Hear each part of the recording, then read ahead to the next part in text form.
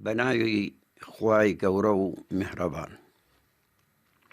من بروفيسور دكتور مصطفى زلمي مستەفا ئیبراهیم حەمەئەمین ناسراو بە مستەفا زەڵمی ساڵی 1924 لە گوندی زەڵمی سەربەناحی خوورماڵ لە پارێزگای هەڵەبجە لەدایک بووە و ساڵی 1946 لە کۆیا خوێندنی ئاینی تەواو کردووە و مۆڵەتی علومی وەرگرتووە. ساڵی 1965 بڕوانامەی بەکالۆرۆسی لە یاسا لە زانکۆی بەغداد بەدەستهێناوە، 3 بڕوانامەی ماستەر و 2 بڕوانامەی دکتۆرای لە یاسا و شەریعەتی ئیسلامدا بەدەستهێناوە. مستەفا زەڵمی لە پاڵ بەدەستهێنانی ئەو بڕوانامانەدا یەکێک بووە لە نووسەرا دیارەکانی کورد کە لە ماوەی ژیانیدا 50 کتێبی لە چاپدراوی هەیە لە بوارەکانی شەریعەت و یاسادا. ئەمە جگە لە بوونی چەندین نووسینی تر کە لە چاپ نەدراون.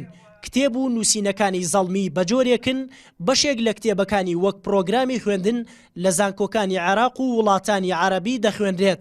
داواکەم لە مامۆستاکان تەمەنی خۆیان بەزایع نەدەن. مستەفا ئیبراهیم لە پاڵ نووسینەکانی لە ساڵی 1976ەوە تا ساڵی 2007 مامۆستای زانکۆی بەغدا بووە.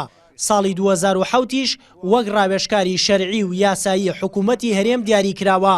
زەڵمی 2 لە بڕوانامەکانی لە زانکۆی ئەزهەر لە قاهیرە وەرگرتووە و ساڵی 2013ش لەلایەن شێخی ئەزهەرەوە خەڵاتی ڕێزلێنانی پێبەخشراوە. هەوڵێکی زۆریاوە کەوا زۆربەی ئەو دابوونەریت و ئەو بۆچوونە هەڵانی کە هاتۆتە ناو ژیانی میلەتمان و ئایمانەوە ڕاستی کاتەوە بە بیر و بۆچوونێکی ڕۆشن بە بیر بۆچوونێکی ڕووناک هەوڵ بە کەوا ئەم میلەت ڕزگارکە لە ناڕەحەتی و لە ناخۆشی و لە دواکەوتن. لەبەر ئەوە خۆشەویستەکان مەذهب لە ئیسلامانی تقەید بە مەذهبێکی معەیەن کوفرە. مستەفا زەڵمی لە ماوەی چەند ساڵی ڕابردوو بەهۆی شکانی قاچیەوە 4 نەشتەرگەری بۆ کراوە و لە ماوەی ساڵی ڕابردووش بەهۆی توشبوونی بە نەخۆشی چەڵتەی مێشکەوە بۆ ماوەیەک نەیتوانیوە هیچ قسەیە بکات تا دوجار سەر لە بەیانی 4 حوزەیرانی 2016 لە شاری هەولێر کۆچی دوایی کرد و تەرمەکەشی گەڕێنرایەوە ناحی خوورماڵ. ماڵ و مڵار لێک و پێکا الحەمدوللا خوێنمان پێتەواو کردووە نوقسانیان نەبووە لەخوا بە زیاوەیە تر یاشتیوان نەبووە کە گلەیان لێبێ مناڵ هیچ گلیان لە باوکی نەبووە. 9 مناڵمانەیە 6 ڕوسیەکەچ کوڕێکمان 6 ساڵە نەماندووە لە پێشی کیمیاوەکە تا ئیسێ.